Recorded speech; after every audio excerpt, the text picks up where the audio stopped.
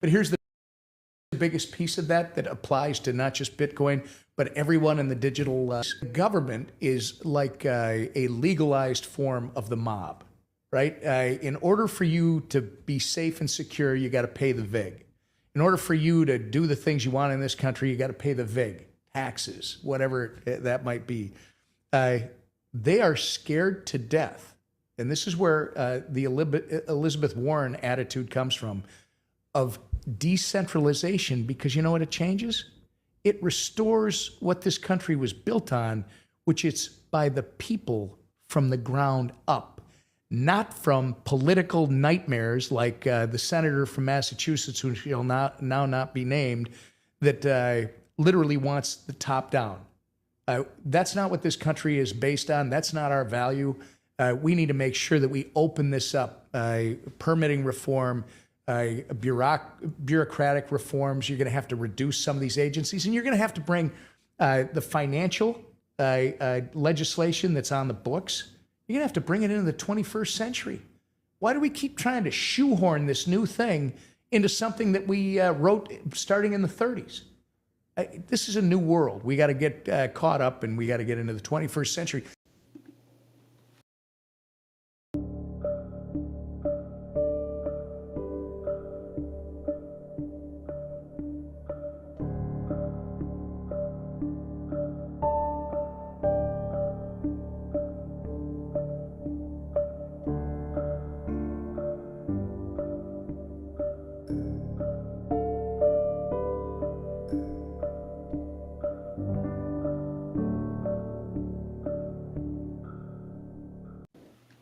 Happy Bitcoin Tuesday, freaks. It's your host, Odell, here for another Citadel Dispatch, the interactive live show focused on actionable Bitcoin and freedom tech discussion. I've taken about a 2-week break from live dispatches. If you've been listening on the podcast feed, obviously Citadel Dispatch in your favorite podcast app, I did post a bunch of great conversations that were had in person in front of a live audience in Riga, Latvia. Both from Nostr, which was the Nostr event, and Baltic Honey Badger, which is the longest running Bitcoin-only conference in the world. I encourage you all to go listen to those conversations. They were a lot of fun to take part in, and I think they were quite valuable. With all that said, I have good friend Phil Geiger here from Unchained Capital. How's it going, Phil? It's going great, Matt. Thanks for allowing a blue check to come on to Citadel Dispatch. Yeah, exceptions are made sometimes. Not everyone's perfect. I will say that it's been a long time coming. I can't believe we've never done a podcast together. I know it's been a few years since we first met. I'm trying to remember exactly when that was. We've done a rabbit hole recap together, right? So I've been on TFTC once, but I never ended up bombing one of your rabbit hole recap episodes, which I had some ideas to do that, but never got around to actually showing up. That's pretty funny because I feel like you'd be an ideal candidate for one of our infamous party rips. We're going to have to make that happen in the future. Yeah, well, send me a message. I'd love to join Rabbit Hole Recap. Send me a message. Write me a telegram. I don't know. Do you fax? Do I you still fax? I have you on Signal. I'll send you a Signal message. All right, sounds good. Phil, so we have a bunch of things to talk about. I think first and foremost, shout out to the few freaks that are joining us in the live chat, the Nostr-powered live chat. That's citadeldispatch.com/stream. You do not need a Nostr account to join us there. We also have a few freaks I see in the YouTube chat. Feel free to come join us over in the Ride or Die one. I think an interesting place to start is the world is pretty crazy right now. Bitcoin is quickly becoming this macro asset. I mean, I had the intro today was Representative Tom Emmer, congressman from Minnesota. He's the House Majority Whip, so he's quite influential congressman, talking about the virtues of decentralization and Bitcoin. And to me, it's still kind of unreal that people like that are mentioning Bitcoin by name, let alone kind of recommending it and saying that it's part of the American. It brings us back to the core American values. But yeah, I'm just curious, what are you thinking about Bitcoin today? What are you most excited about? What are you concerned about? What are your thoughts there? When I first got into Bitcoin, I found out about it. I was kind of on Reddit, r Bitcoin, and people used to go nuts. The price would pump, you know, double digit percentages whenever a mainstream media organization wrote about Bitcoin. Like if there was an article published in CNBC, the price would pump, $20, which at the time was a significant lift. And now, to your point, we have major political candidates, presidential candidates discussing Bitcoin. It's on the agenda, right? And these politicians and influential individuals are coming to Bitcoin events. Bitcoiners are not necessarily going to their events. I know some of them are, but they are making, but like the representatives are making it a point to show up to Bitcoin events because they recognize how important the Bitcoin vote is and how kind of influential and wealthy the Bitcoin community is getting. Yeah, I mean, I would go as far as saying that it's probably one of the strongest new industries in America. So it's pretty hard to ignore. I think the smart ones realize that they should do more than just not ignore it. They should try and embrace it. But it's been pretty unreal to watch, to the point where, I'm, first of all, freaks, by the way, welcome to my Airbnb closet. I forgot to mention that. I am on a road trip with family, but the show must go on. We got Matt Mallers over here. Yeah, not quite as nice as Jack's closet. It's a 50K kind of eternal market right now. So maybe once we break out, you can upgrade your closet. I see Winsome Hacks asking if there's a Fire TV app for Zapstream. No, what you can do in the meantime, and is why I still stream to YouTube, is you slap it on your TV with the YouTube app. You do like Chromecast or whatever, and then you just chill in the live chat. So use your computer or your phone for the live chat. And I know it's a little bit hacky. Yeah, I'm in the closet. No, what I was gonna say is, as someone who's been in the Bitcoin ecosystem for a long time, I am very much a man of cycles. And it's always super interesting in the Bitcoin industry because we go up and down together. It's like this amazing and horrible drug where it's like we're poor together and we're rich together, and then we're poor together, and then we're poor together, and then we're poor together, and then we're rich together. This cycle is just, I'm not going to be the guy who's like, this time is different. I think there will be another bear market, and there'll be many bear markets, and I think there'll be probably another 80% drawdown at some point. So it's not different in that regard, but the fact that we have the Larry Finks of the world, the BlackRocks of the world, presidential candidates, governors, that is becoming this macro asset.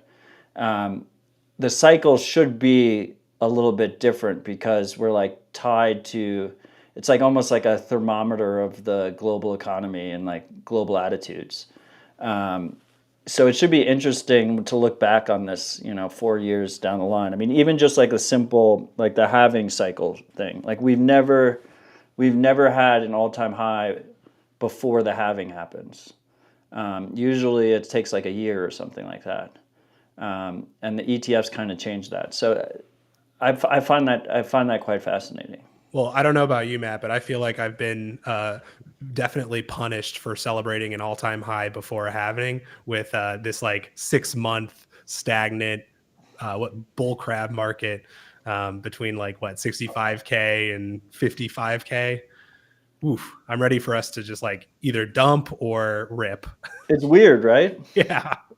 It's hard to for all the new coiners out there, it's hard for us to explain that it's, and I'm seeing a lot of I see a lot of fatigue among the ride or dies because you don't expect the crab is just weird. Well, it's so funny because, Bitcoin historically has gotten so much crap for being super volatile, but then when it's relatively stable, there's almost a doldrums. So I don't know if you're into sailing or whatever, but the doldrums is this term where you're like out floating in the middle of the ocean and the wind just dies. And then you start going stir crazy, start getting like cabin fever. And I definitely see it in the Bitcoin space. Like people start losing it after a while if the price is like too quiet, or it just doesn't kind of move anywhere for an extended period of time. But I've definitely been through a few of these periods over the last 10 years since I've been into Bitcoin, and it always surprises me whatever happens next. Like it might be a massive crash, it might be a massive pump, but I'm always just totally caught off guard every time. Yeah, the volatility is coming. Yeah. Who knows which way it goes? Probably up.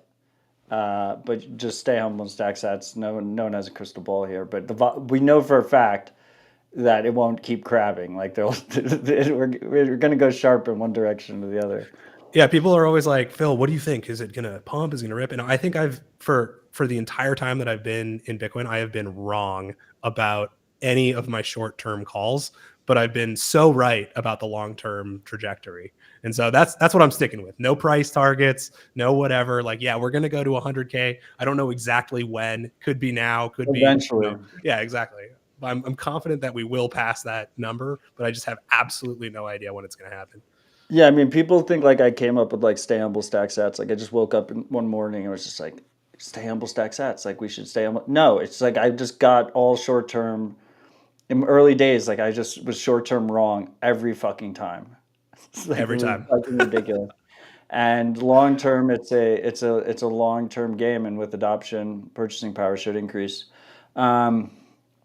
Okay, enough. That was borderline price talk. I think it was more group therapy. I just enjoy having conversations with Phil. I feel better already, Matt. Don't you feel a little bit better? Yeah, I feel much more relaxed. So Unchained, we started it off with Representative Emmer talking about like the power of decentralization, and empowering individuals, and that this technology enables new things. I mean, Unchained at its core is a financial services company that has built itself basically forward-looking towards the Bitcoin standard. Do you want to talk a little bit about how you guys think about self-custody and collaborative custody and sticking to the core principles of Bitcoin? Well, I think what we looked at when we first got started was the inherent urge to centralize, right? Across really just, it's like human nature almost to start centralizing over time. And even, the company was launched in 2016 and the first product was released in 2017. And the product that we're probably most well known for right now is Vaults, which is, Bitcoin secured and multi-signature with keys distributed. But even back then, we were looking at the major custodians and we are like, wow, they're starting to accumulate a lot of Bitcoin. And what's really surprising to me is that instead of Bitcoin kind of distributing and decentralizing, that problem still exists. Like even in the ETFs and this new world, Coinbase now is just such a massive single point of failure.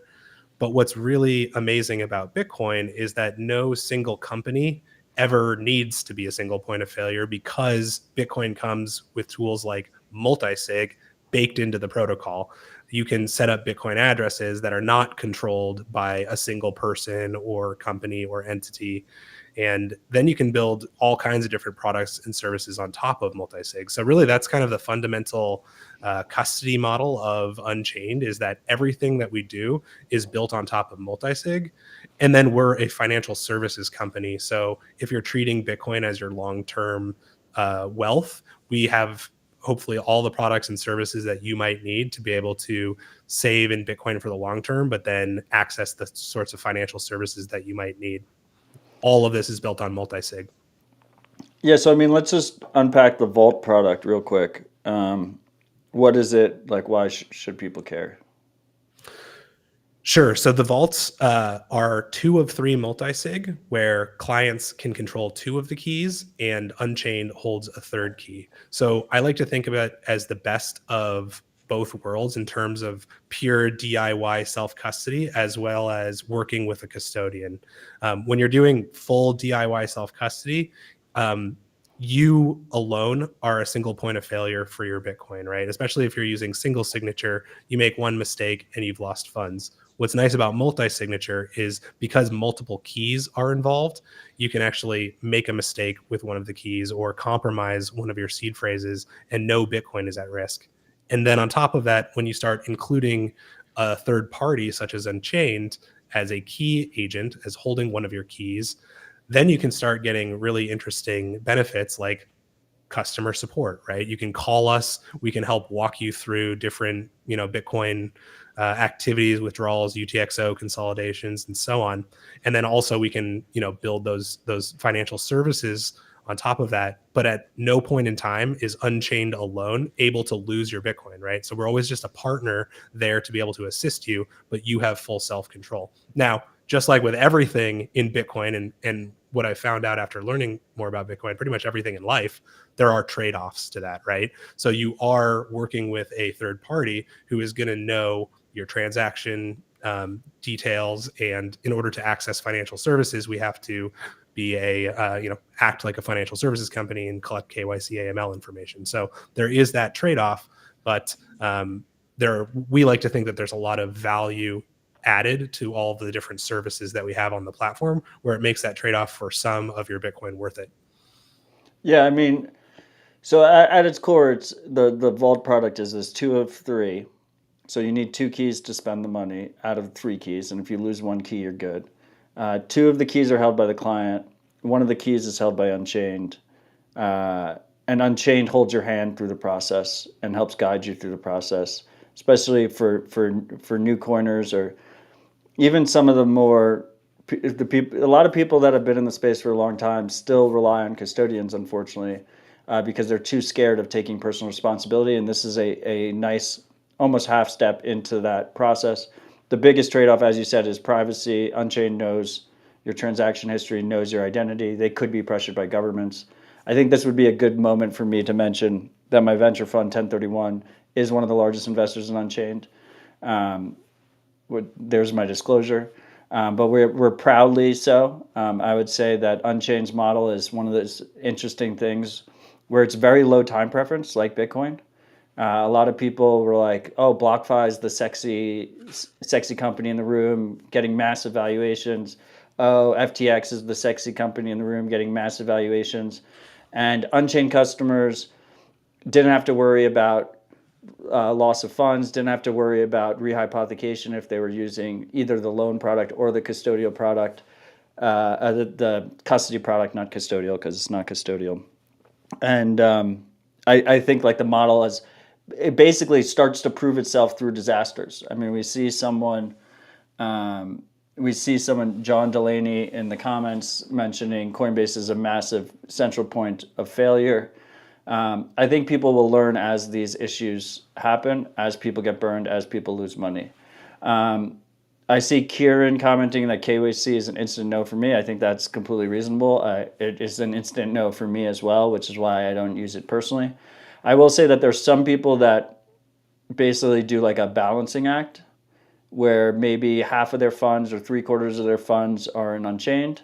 And then if there's a situation where Unchained gets pressured and that information gets leaked, gets shared with the government or something like that, and there's like some kind of 6102 attack, or we have President Harris and she tries to institute unrealized capital gains or something like that, you also have your stack that is complete personal responsibility, no third parties involved.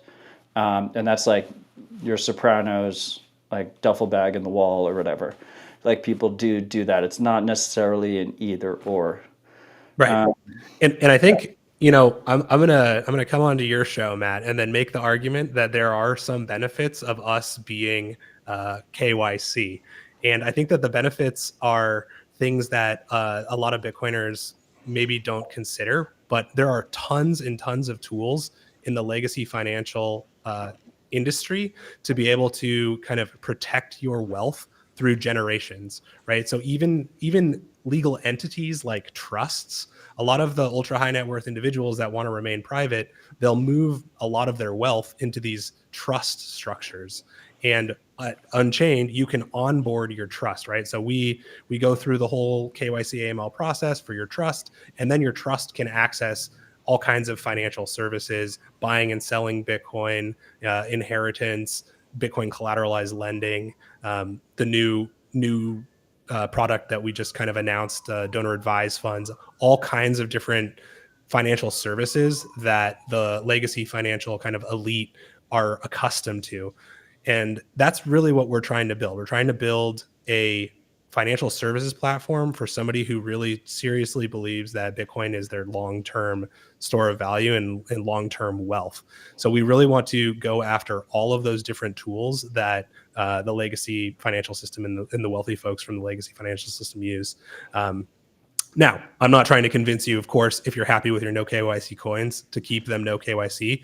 But if you want the legal protections of trust accounts, for example, then this is just a perfect use case where you have to go through this KYC process.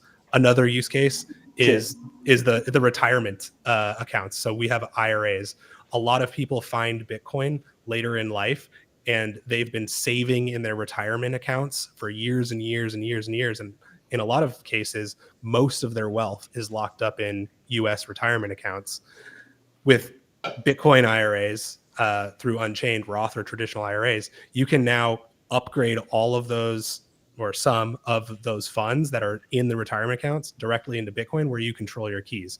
Is it KYC'd? Yes, but that's by default. In order for it to be a retirement account, it has to be KYC'd. So now you can just kind of use those tools to your own gain. Yeah, I mean, if we're going to talk business on air, like what I would like to see from Unchained is like having levels to it. It's kind of like you go in through the door and you just need like full KYC.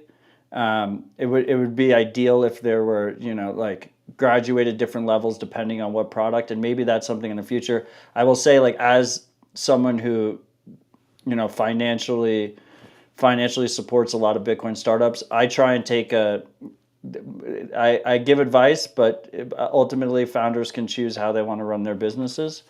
I think it's important to support people, but it's also important to let them build out their own future. But like things that people should keep in mind is like, yeah, first of all, as Phil said, you guys are heavily interacting with the financial system and a lot of the products. By default, that's the expected reality and the regulatory situation.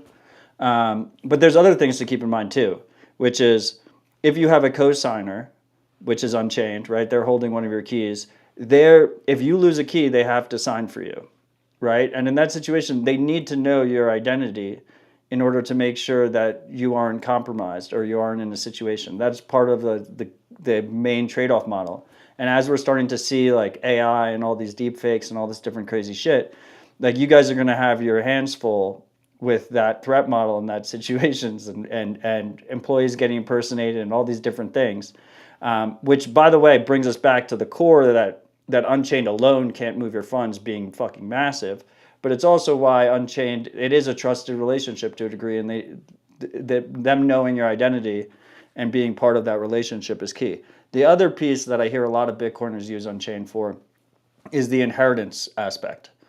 And it's pretty hard to comprehend like a robust inheritance system without understanding who the client is, who their heirs are, and what their existing situation is. But I will say, Phil, I've gotten into shouting matches over drinks about trust structures versus Sopranos bag in the wall.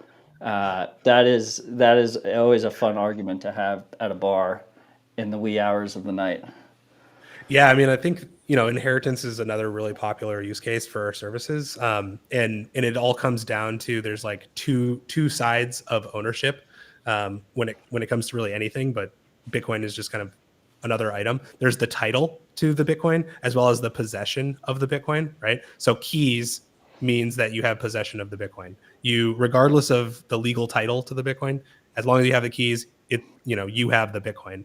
But that said, if you don't have good legal title and down the line, the government finds out about it, say you've passed away without titling your Bitcoin correctly to your trust or to whatever, your will or whatever, down the line, if the government ever finds that out, there could be legal ramifications for your heirs, right? So it's like you might not be interested in the government, but the government is definitely interested in you, and that's kind of the conundrum we find ourselves in.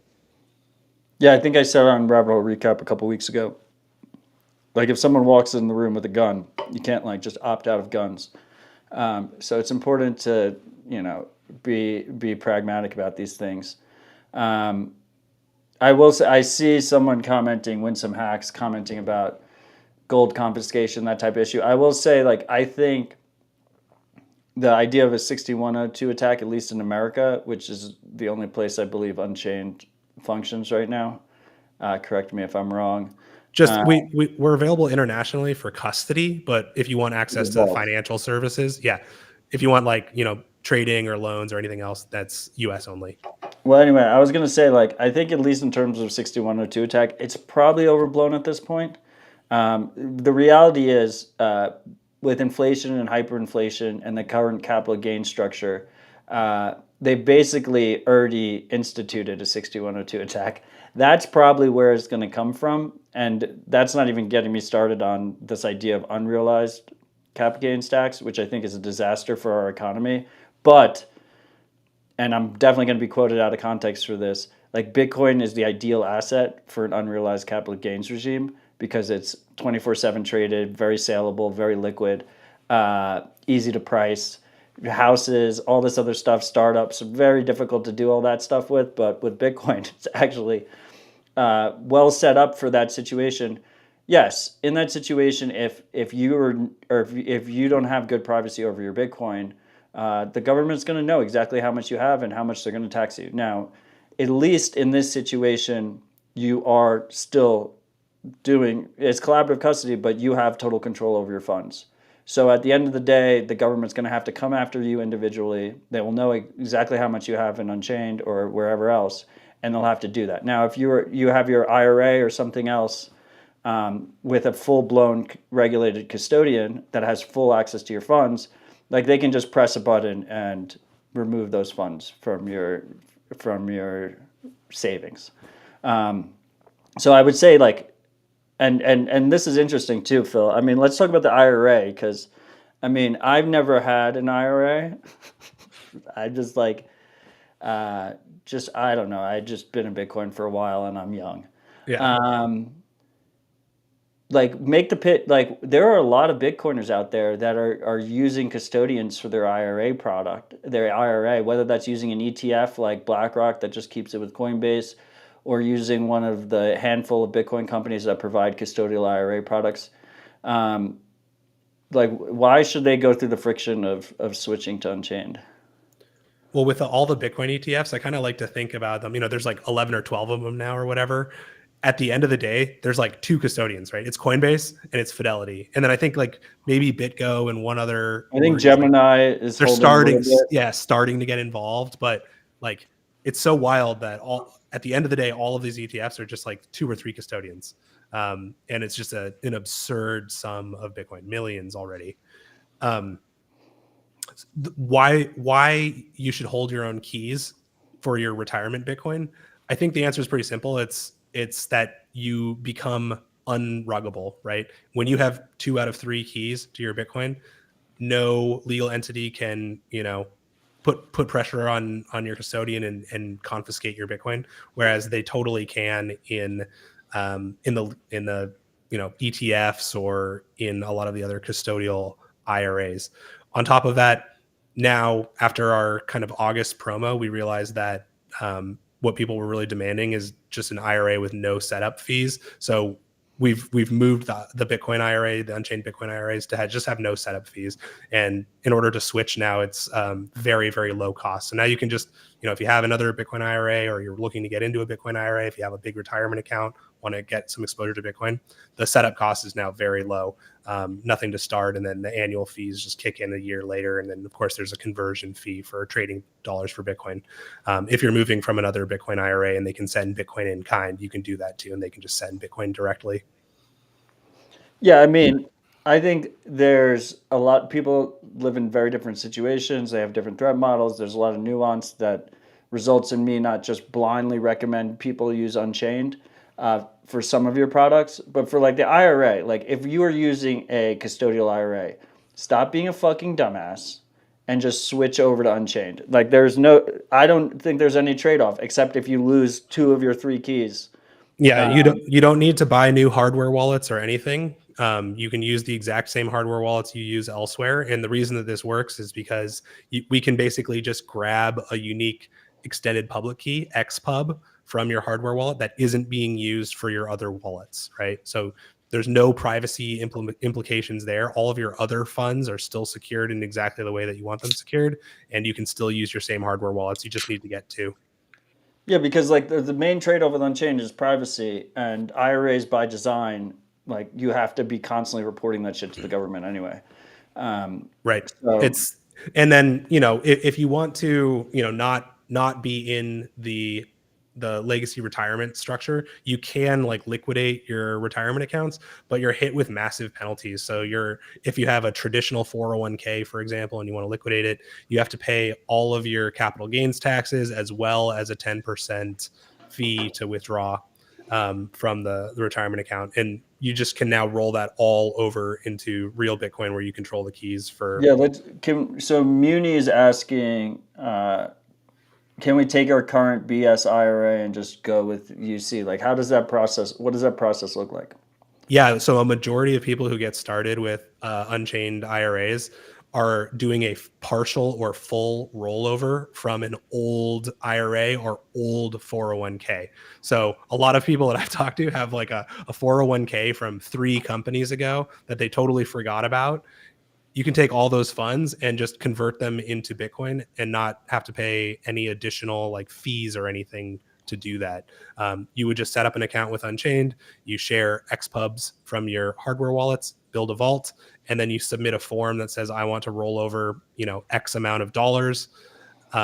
We work with the sending custodian, and that's the process that's honestly takes the hardest. Is like they have no incentive to like cut you a check for hundreds of thousands of dollars, so that part usually takes a little bit. But the sending custodian will send either a check, like a physical check in the mail to you, and then you forward it on. That's insane. Or yeah, it's wild, especially when you do a 401k rollover. So if you do have an old 401k from like 2 companies ago that you worked for, you can they will like literally write you a check, send it in the mail. When I got my check, it was at my house for 30 seconds. I opened the letter, took the check out, put it into another envelope, and put it in the mail.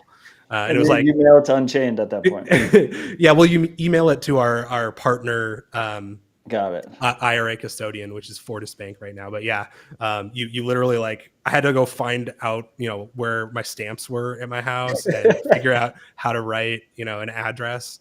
And then it was for me, I had a career prior to working in Bitcoin, and I was saving really diligently in my 401k. So it was like a very significant percentage of my net worth that it was just like in the USPS for a week. It's wild. It's wild how the legacy system works. Yeah, too bad they can't just zap that to you. Yeah. I was like, are you serious? Like I had to wait 4 days for the check to arrive in the mail, and then 4 more days for the check to make it to the IRA custodian. So funny.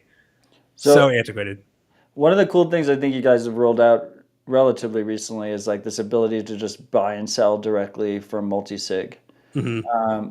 So, I mean, I understand how that works from the vault perspective. It's exactly how you think it would work. You just buy and sell directly to your multi-sig. How does that work with the IRA? Is it the same situation? Is it like, does the dollars go to Fortis Bank basically, and then you can buy or sell into your IRA multi-sig? So the way that works right now is you don't have control over exactly the timing, although that is coming. It's like very high priority on our roadmap. The way it works is Fortis Bank receives the funds. As soon as it clears in their accounts, Unchained Trading executes the trade, deposits it directly into your multi-sig. So with the way it currently works, you don't have exact precise timing over when you can execute that trade. Although, like I mentioned before, it's a really high priority enhancement that we're looking to roll out in the near future. But what about going forward? Like, so now this is like your IRA. Mm-hmm. Can you hold dollars in it too? How does that work? I don't. Yeah. So if you want to, Out of my wheelhouse. no worries. You can take a distribution from your IRA in dollars or Bitcoin once you're at the retirement age. You can roll funds back over into another IRA, so you can sell Bitcoin to send dollars elsewhere. There isn't a way currently to kind of hop in and out of dollars in Bitcoin within the Unchained IRA, but that Okay. is going to come in the future with the other enhancements over the timing of the trade. Like Because once we that's have what the people like doing with IRAs, right? Because you can trade it a lot, you never pay cap gains, right? Like I yeah, know right people that now. think they're like a ninja trader in their IRAs because they have no tax hit. Yeah, the Unchained IRA is for diamond hands only right now, but we Got are it. looking to expand. And yeah, once the timing of the trading is available, then you'll be able to just like quickly hop in and out. But our trading is actually really cool too, and it's just another problem that we had to solve because we are going directly to and from multisig. So Unchained trading has a much higher minimum than like maybe an exchange or like a DCA app, and that's because we are shipping UTXOs to multisig. So right now for trading with Unchained, it's like $2,000 minimum, and it's because we don't want to have like a bunch of tiny UTXOs within these different vaults. And the last thing I'll say about trading is I just think that our sell workflow is amazing because you sign with both of your keys, and then broadcasting the transaction to the network is what actually executes the sale. So you have full control over your Bitcoin until the second that you sell it, which I think is unique. Yeah, I will humbly take credit for Unchained prioritizing UTXO management through my many calls of mempools will never clear again. I think unfortunately we have it appears we have some time. The next block is only 4 sats per VByte, but who knows how long that will last for. So that's definitely like an interesting little microcosm, not microcosm, but a different perspective that, or an issue that a self-custody first business has to deal with that custodial businesses just straight up don't have to deal with, which is you don't want to give your users, your clients, like just a bunch of little ass UTXOs that maybe in 20 years they try and spend, and who knows what the fee market is in 20 years, and then they're like, Unchained, you fucked me. Like, that's insane. Yeah, I want to shout out Tom Hanzik on the Unchained team because he's been for 2+ years, I think, writing and producing amazing UTXO content, all kinds of different things. He's done a bunch of research with all the hardware wallets about their signing capabilities and the different types of UTXOs you have to look out for. Because for the signing devices, what's really critical is where you got your UTXO from, right? So there are these miners that will batch spend like thousands of transactions at one time, and that UTXO like it is we call it heavier, much heavier than the other UTXOs, and the signing devices just fail, right? Yeah. So you have to be really careful about where you're getting your UTXOs from, and then how many UTXOs you're accumulating. And yeah, we've done a lot of work, thanks in part to your efforts and other people's efforts, just highlighting UTXOs as a problem. Yeah, I mean, it's also one of those things, right? Which is like, you want to empower users, but you also don't want to like scare the shit out of them. And like coin control still is, I consider it an unsolved problem. Like the ride or dies know how to use coin control and can handle it. But the overwhelming majority of people, like just even conceptually, it blows their mind that, okay, there's all these different UTXOs. Like my fee burden is based on how many are on the input side versus the output side. It's like this whole thing. And it's a delicate balancing act between exposing that to the user and giving them like sane default best practices, right? Totally. And try and find that balance. And you guys are starting to really, starting to find it. I just had something else that I wanted to talk about, but I completely forgot. We can, so like the big news this last week that me and you had been working on was this new donor advised fund product. And particularly, it's incredibly interesting to me when I'm wearing my OpenSats hat. Is is lowering the friction for donors who want to support, in my situation, open source contributors, but in your situation, just charitable causes altogether. So what is this donor advised fund product? Why should we care? It sounds really boring on the surface. Shill us. Donor advised funds are something that, I really started learning about through the process of us bringing one of these to market. But what blew my mind was that right now, like $250 billion, about $250 billion are currently stored in these donor advised funds. Now, what they are is they are an account at a public charity. So you have like what's called a DAF sponsor, and you have an account with them. And you can think about a donor advised fund as another type of tax advantaged account. So I think of it similar to an IRA or similar to an HSA health savings account, but it is an account that you have at a public charity where you can donate funds to it, invest those funds in whatever you would like to invest in, with the caveat that the funds all have to make it to a 501c3 at the end of the day. So they're really popular among high net worth individuals, people who are charitable givers. And what's awesome about the Bitcoin DAF is we've worked with a lot of nonprofit orgs and a lot of people who are like, I want to onboard my church to Bitcoin. I want to onboard my university to Bitcoin. I want to blah, blah, blah. Like any cause that you can think of, a 501c3 that you've thought about, like, hey, I'd like to give Bitcoin to them or get them onto a Bitcoin standard. A DAF is a really simple way for you to hold Bitcoin on behalf of those organizations, right? And there's a lot of like immediate tax benefits to using DAFs. And I'm not a tax advisor or financial planner, so you got to work with those folks for your own situation. This is legal tax advice, freaks. This is legal. Jeff Andrews gonna murder me. But like you get immediate tax write-offs for your donation when you move funds into the DAF. You get your immediate tax write-off, and then again, like you can invest those funds into whatever you want. With the Bitcoin DAF, you can hold a key to the Bitcoin because it's in collaborative custody with the DAF sponsor, you and Unchained.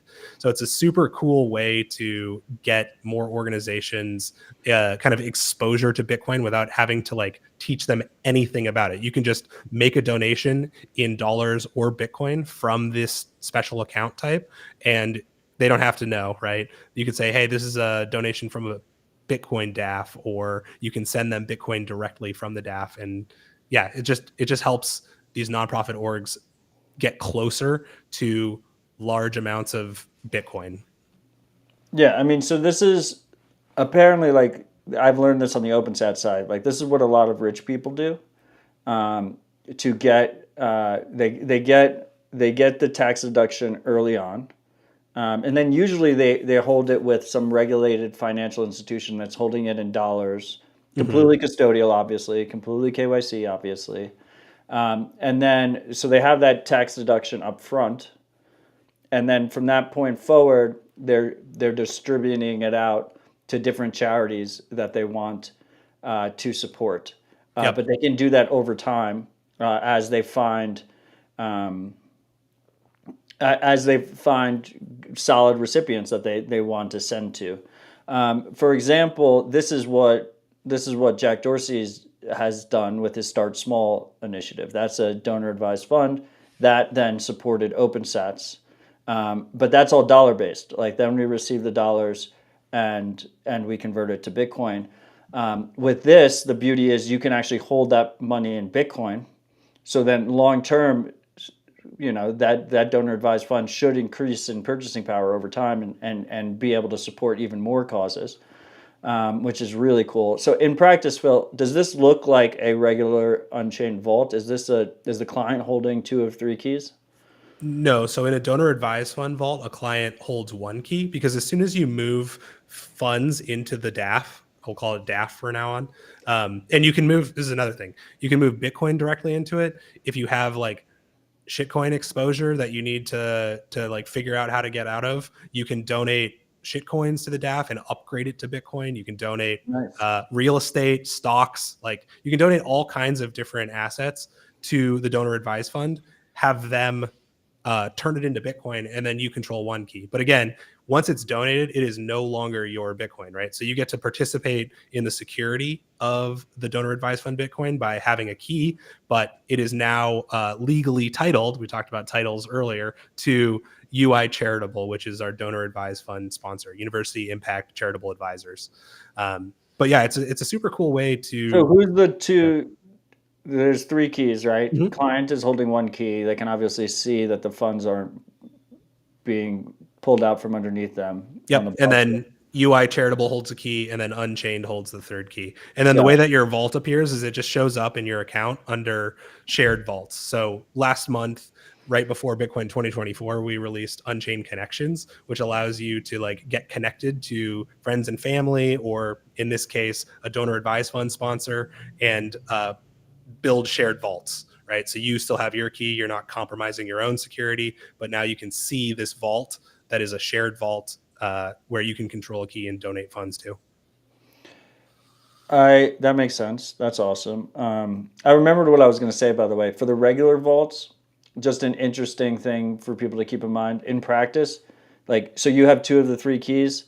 You can just import that into Sparrow Wallet, and you can just, if Unchained goes out of business, or you just think they should go fuck themselves or something like that, you can easily just move your funds out using Sparrow Wallet. You don't need Unchained's permission. It's actually incredibly easy to do. They like have it in the interface.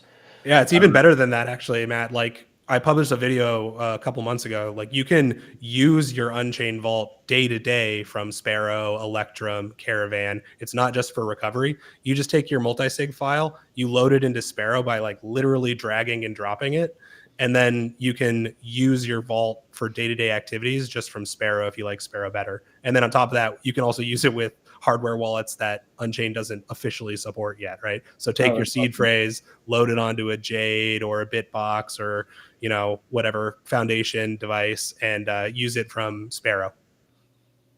That's awesome. Yeah, it's really cool.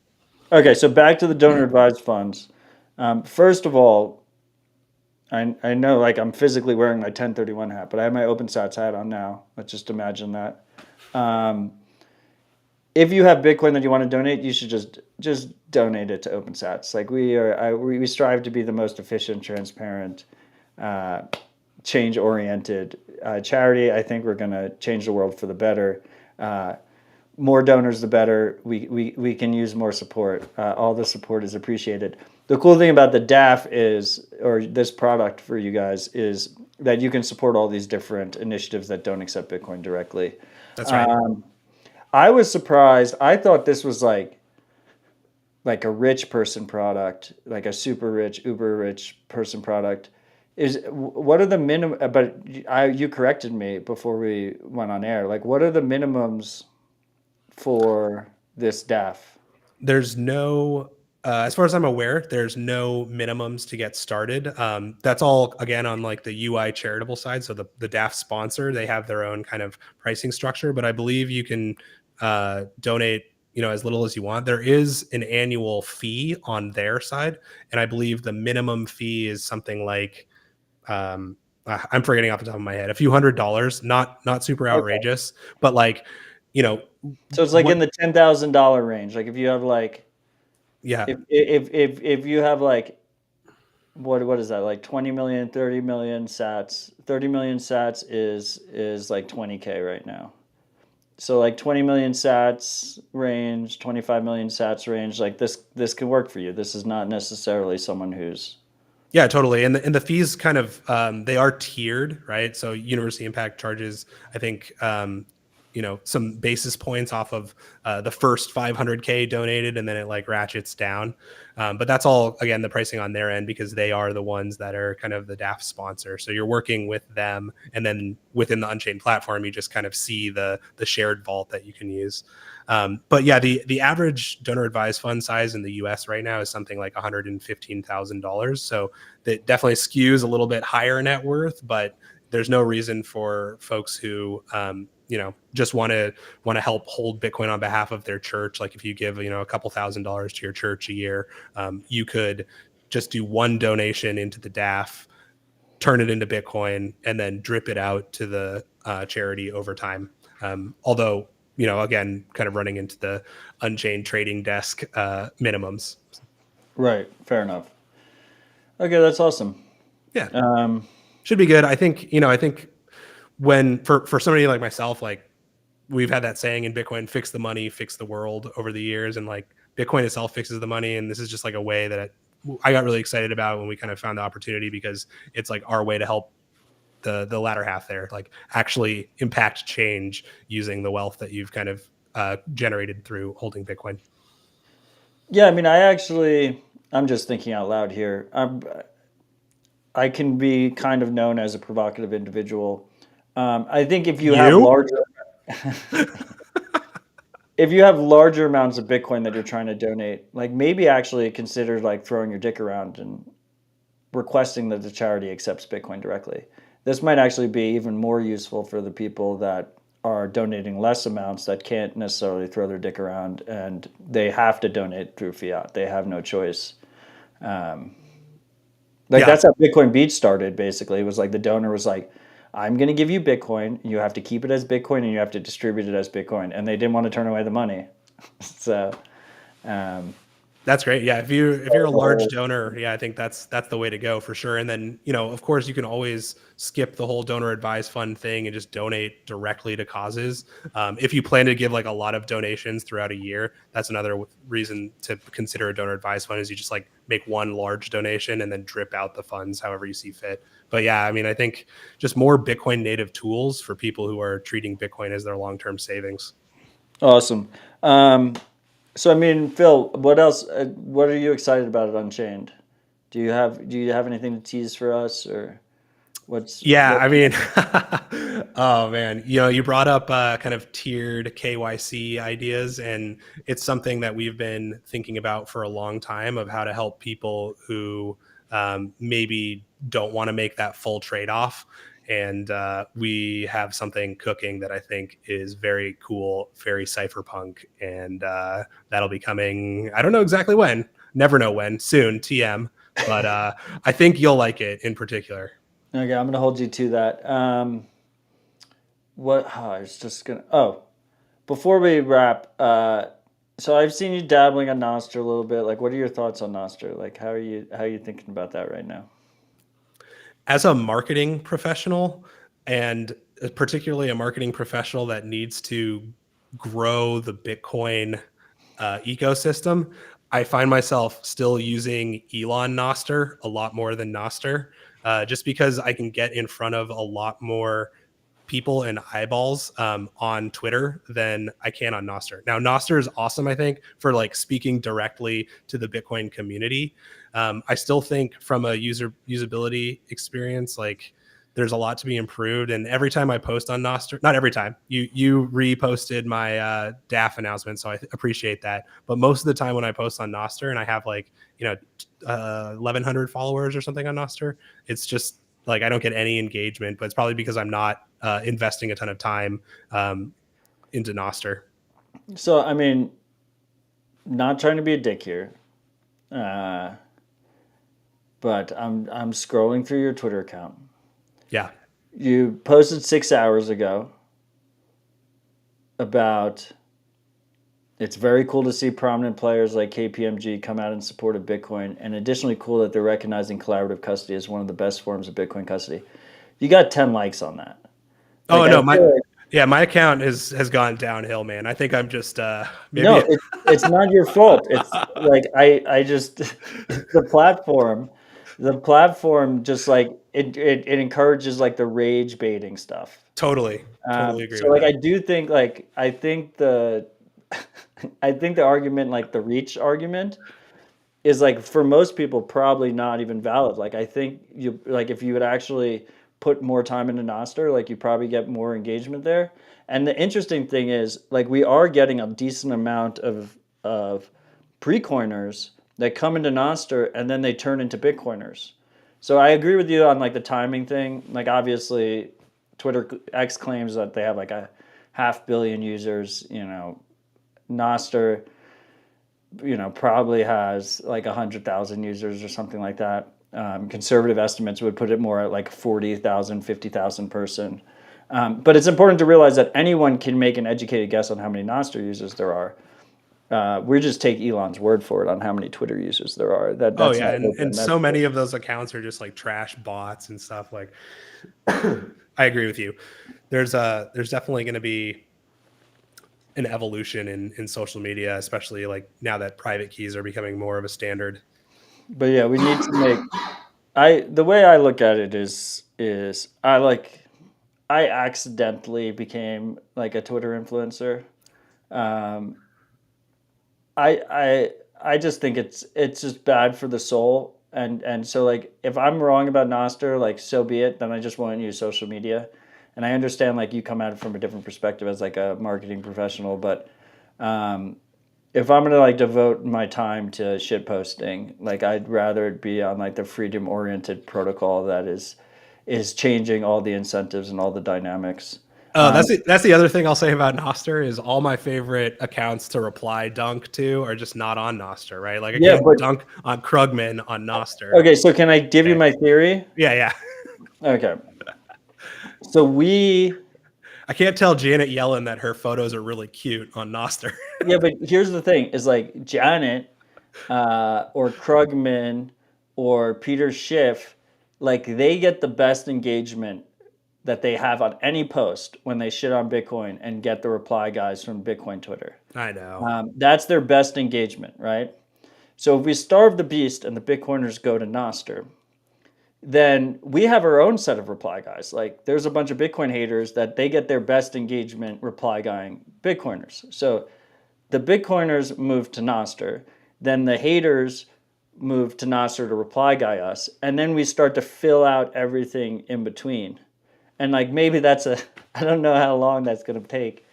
But I think large accounts, particularly large accounts, can make a big difference moving to at least a Nostr first approach. They don't have to go like full balls deep, caps Odell, delete their X account and just like jump in all in.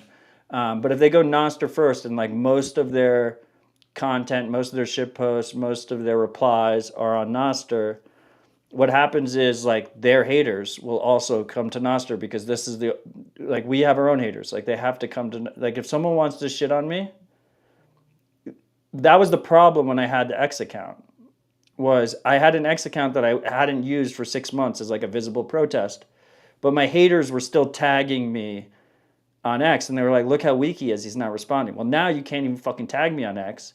If you want to hate on me, you have to come and use Nostr. You know, there's something there. Harness that hatred, Odell. You can't be loved without being hated. Love it. It's No, I think I'm like open to Nostr. I think I've used it. I use it occasionally, and I'll start. I know I'll start using it more. Thank you. I just needed you to.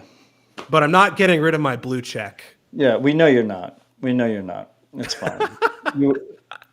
You'll eventually just stop using it, but you'll keep your account. I know you will, but it's fine. Awesome. Phil, this has been a great chat. I'm glad we finally got you on Dispatch. Hopefully let's try and do like more routine follow-ups as you guys launch things. Yeah. Do you have any final thoughts before we wrap? No, not really. Thanks for having me on. Yeah, it's been a long time coming, and yeah, definitely check out what we're working on at Unchained, and follow me on Nostr. I think my account. Can we link to my Nostr account from the chat here? I don't know. And what's your MPub? You want to read it out loud? Yeah, let me read out my private key.